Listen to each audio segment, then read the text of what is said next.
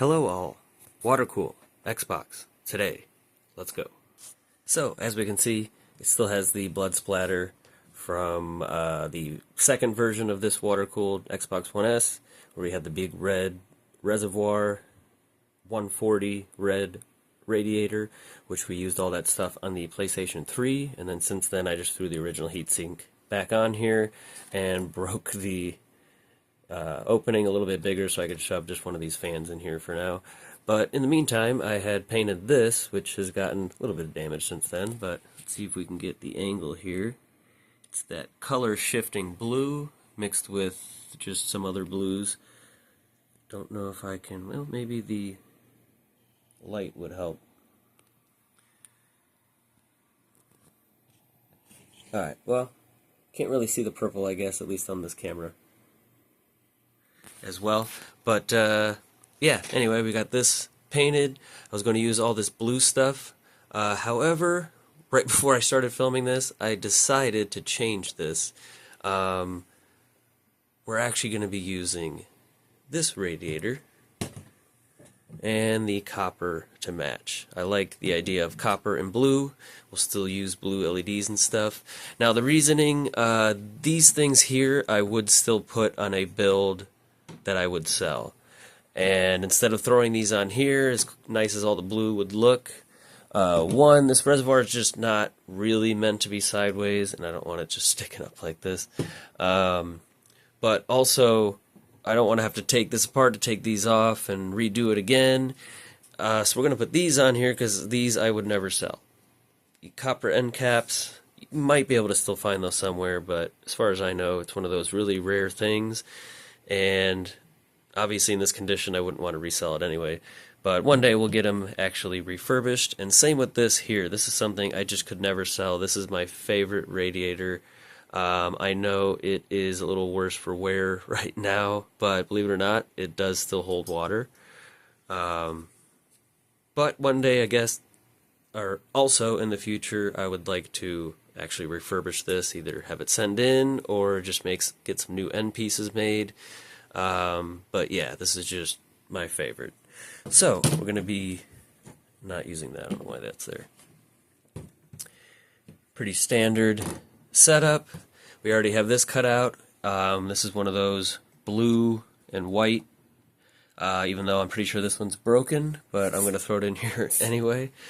I don't think I have any other ones, and we are water cooling this today with water in it running. So whatever I have in here is what we're using. Now, for the fan, we will be, using, Nope.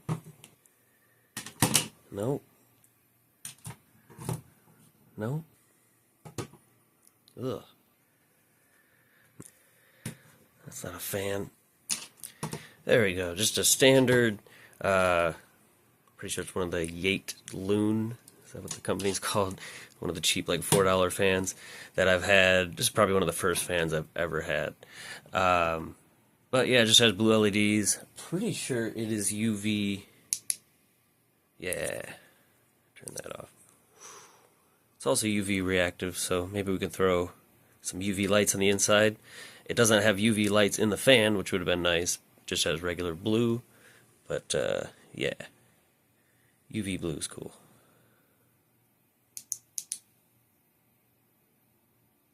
Okay, anyway. Over here we've got our pump, which, as I explained in the last video, was going to be in this guy here, but we're going to be trying a different pump that we haven't tried before for that build. So we're going to free this one up here. Same pump and block I used in the very first version of this water-cooled build. This basically sits, obviously, right there. And then I believe I kind of had this sort of like this, and had a 90 on there, and two 90s on these, so everything kind of went this way. And the block looped right around into the pump, and then we just had the hole on the side here coming straight out, going to our other components there, which I just realized I still need to cut on this one. So that's something I'll have to do pretty quickly. But for now, let's go ahead and start taking this apart. We can rip this fan basically out of the top, and we already have our plug-in for 3-pin. So I hope I have a splitter somewhere. I'll have to make one so we can hook up these two things. And this is just hooked up to the hard drive already. So yeah, we literally just need to pop this shell off, swap our cooler, and put it all back together. The bottom piece popped off, something else I didn't really think about. We'll just have to reuse that one for now, but maybe we can repaint it in like this coppery color since we're doing this now. Anyway, then we got the all three green screws. That's all that's in this one. Now let's go ahead and pop the top off. Top removed. Time to take this board and this board off, and then we can just pop everything out of here. Disk drive and power supply removed. Now we need to get the screws out to get the motherboard out, and the other screws to get the heatsink off.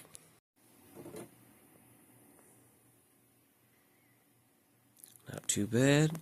Didn't put this heatsink on that long ago, but looks like kind of separated a little bit. Get that cleaned up, and I guess find the fourth screw for the water block. Water block is in place. Getting everything else set up with the fittings and whatnot.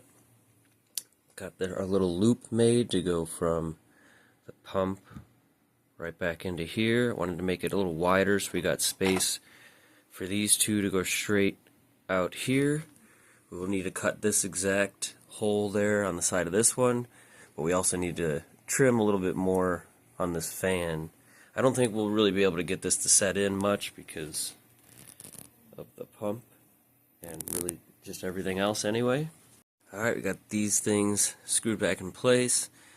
This is how the tubing will be. Just don't have this one plugged in yet.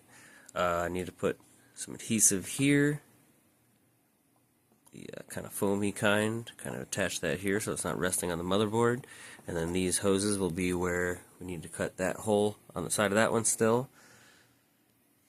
And we just need to make a 3-pin splitter to go onto this one, onto our fan connector, so that we can plug in the fan and the pump separately. Pump is attached, got all these plugged in. Now I'm going to tackle the temperature sensor real quick.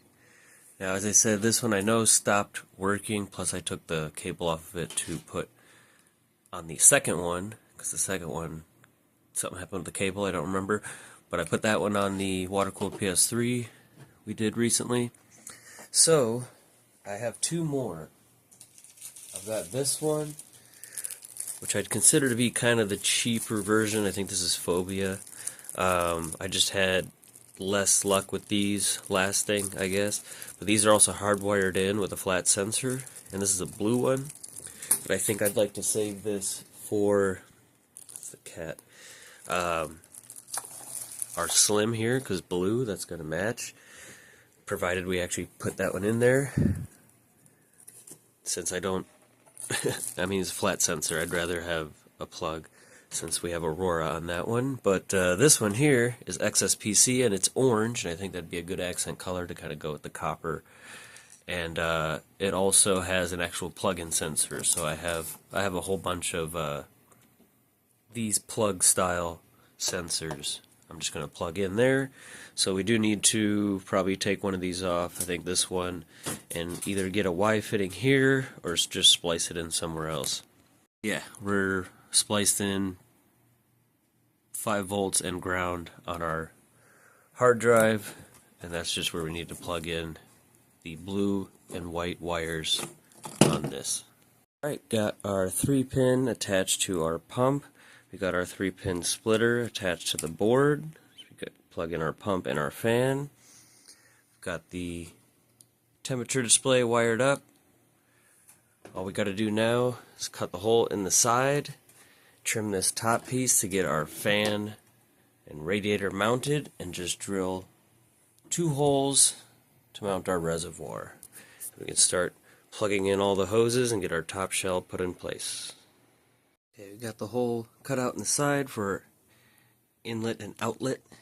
Got the holes drilled there to mount the reservoir, and I'm just test fitting now. We need to cut a little bit more away where this pump is so we can set this shell all the way down, and then we can mount everything on here, connect all the tubing, and fill it up. This mounted in place, kind of half-assed to be honest, but it's in there. We got these drilled and put in place. We can just pop this in once we take this and just set it on top. No.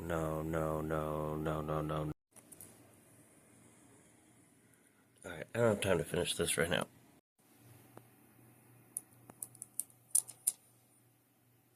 Alright, that wasn't that satisfying. Alright guys, not the prettiest build, but should get the job done. Got coming out of the reservoir there, going into the pump, through the block, out of the block, into the rad, through the flow meter, back into the reservoir. Normally I'd have it kind of go back this way, but this was just easier. Like I said, I'm not ordering any fittings or anything for this. We just want to get it together. Got some distilled water. Gonna go ahead and just pour it in and see what happens.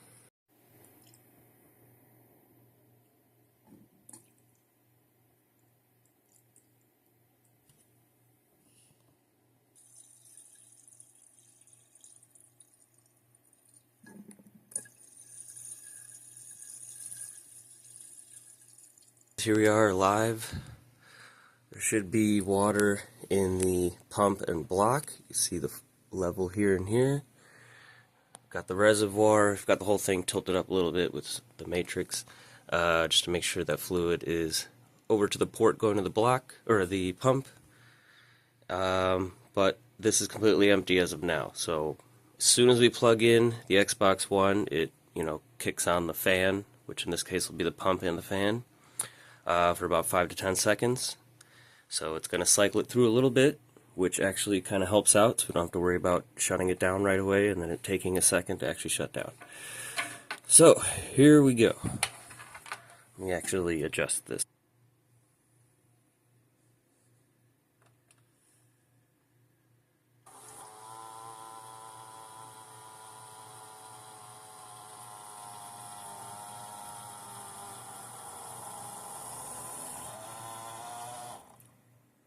Alright, turned off just in time. You can hear the pump was really struggling there. I was just trying to suck that water in. It looks like it cleared out the reservoir, but you can see it pretty much filled up our radiator all the way. It just didn't quite get to where it's going all the way back to the reservoir. So now let's set it back down. I'm going to refill it up and we'll turn it on again. Here we go. Take 2. Add some more water, just using distilled water like I said.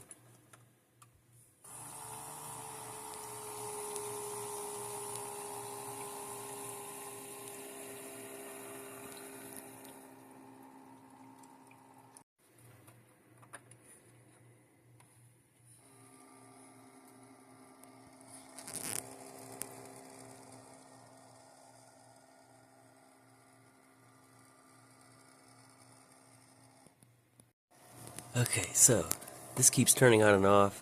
We're not actually getting picture, so there's obviously no leaks. The loop's running fine, pump's running good.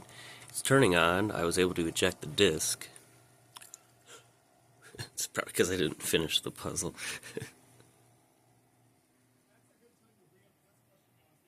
No. Okay, I have a confession to make. So this system was having issues. As we know, this Xbox, this is the one I got when it first came out, that Christmas. And, I took it apart for the first time to water cool it, one of my more viewed videos from a while back, that whole build series. And then it was in the PC case. It was back to air cooled, back to water cooled. It was a blood splatter. It was in the Mega Loop. We don't really talk about that. And then it was back to air cooled like it was before here, and it was already having this sort of issue and freezing up a lot. It has been banged around quite a bit. There was a leak when I first water cooled it the first time. I'm honestly surprised it still worked. But yeah, this thing has been through a lot, and I've already preemptively snagged myself a Minecraft Edition Xbox One S, and we're actually going to be using that here. I'm not going to cut up the shell on that one. We'll most likely just resell the shell and just use the motherboard with the startup sounds and everything. And I do really want to use that bottom piece. if we can figure out a way to move these tubes that come straight up the top and still have this on the stand, that would be, I think, kind of the ultimate little personal Xbox One S for myself. But yeah, so our loop works. That was the whole point of this. Thanks for watching. I guess I better finish this before I continue to tinker with the Xbox Slim. See you in the next video.